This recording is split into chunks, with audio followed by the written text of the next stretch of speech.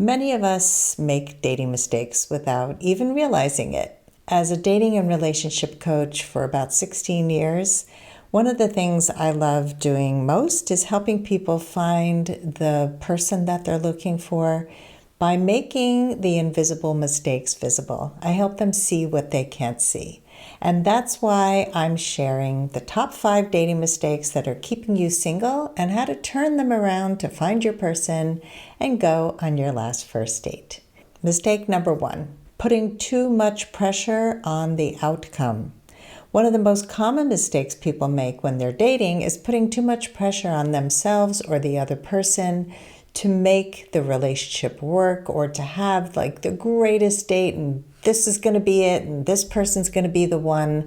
And this can lead to feelings of anxiety, depression, insecurity, which can ultimately sabotage your connection. Here's how to turn that around. Focus on being present on the date and getting curious about the person in front of you. Whatever the outcome, you're going to learn something new, you're going to make a connection, and you're going to practice your dating and communication skills. So let go of the outcome, let go of attaching to the outcome, and just be present. Mistake number 2 is ignoring red flags. Whether your date has a victim mindset, or they're rude to the waitstaff, or they talk about themselves the entire date and they never ask you anything, or you notice that you have incompatible values. It is really important to pay attention to these signs rather than ignoring them, especially if you feel physically attracted to them. That's when all red flags go out the window. So also make sure that you're not finding red flags that might not even be there. They might be yellow flags, which are warning signs that need to be addressed early on. Here's the turnaround. Don't let chemistry blind you to deal breakers. If there are concerns, get curious and talk about your concerns right away. You're going to gain the clarity you need to stay or go. Mistake number 3 is planning a future before there is a present. When you finally feel there's a connection with somebody, it is easy to get swept up in the excitement and possibilities of a new relationship, and you start imagining a future together before you even know each other.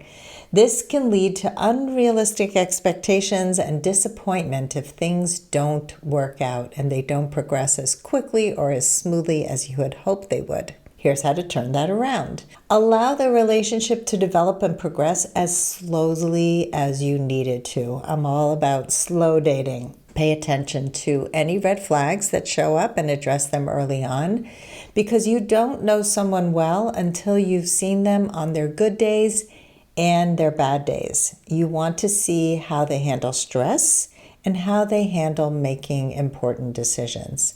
That is going to tell you a lot about who they are and what their character is, which is really important. So don't project the future before there is a present. Mistake number 4 is being too picky about the wrong things. While it's important to have standards and know what you want in a partner and be picky about those things, being overly picky about the wrong things can prevent you from forming meaningful connections. It can prevent you from having any connections. Some examples of this are only dating men who are 6 feet and over, having an Ivy League education or a PhD. These are all not character traits. And so many people are so picky about these things that they miss the real important standards and qualities in a partner.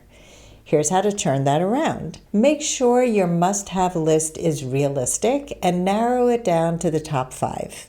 Focus on their character, not on their charisma. If they have your must-haves and no deal breakers, but you don't feel instant chemistry, that's a good thing. It's going to help you stay open-minded and give people the chance, especially if they're not your so-called type. So the next time you get the ick over something minor, check yourself and see if it's really a deal breaker.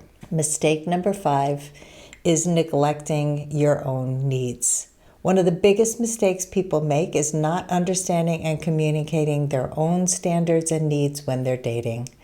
This is what causes us to stay in these undefined situationships or unfulfilling relationships. We often feel that it's too early to state what we want and need because it makes us look weak or needy, but that is not true. You don't want to find out 6 months from now that you're not on the same page and you don't want the same thing, and you're in this undefined, very anxiety-inducing situationship. So how do you turn that around? You define and communicate your standards and needs early on. This allows you to gauge if the person you're dating is a good fit for you. And if they're not, it's time to find somebody who is. Let me know which of these mistakes you have made and which ones you're going to stop making so that you can go on your last first date.